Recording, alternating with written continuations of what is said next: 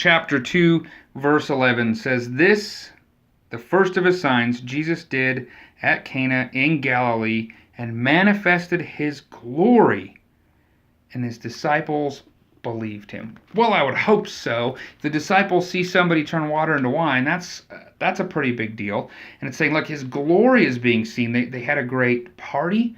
Jesus did something no human being, nobody in the created order could do, only God could do.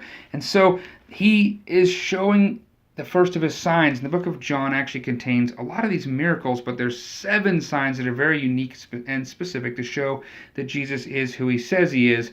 To help us understand that, we jump to John 20, verse 30. It says, "Now Jesus did many other signs in the presence of the disciples, which were not written in this book, but these are written so that you may believe that Jesus is the Christ, the Son of God, and that by believing you may have life in his name." We see this turning water into wine was a sign that showed Jesus' glory, the King, the Lord, and his disciples saw the sign and believed that he was the one they've been looking for.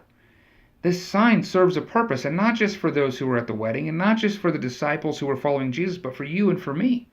That's what John's purpose statement for his book says, that anybody who reads will believe that Jesus is who he says he is. Now, remember, some things happened. Witnesses were there. The servants saw where this stuff came from. And if they were there, if there was a story here, and the story starts spreading, hey, Jesus turned water into wine, the book gets written, maybe some old guy's like, yeah, that's true. I was there. I remember that.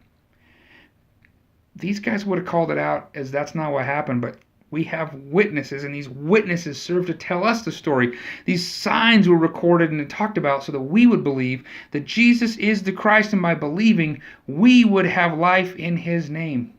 Do you believe?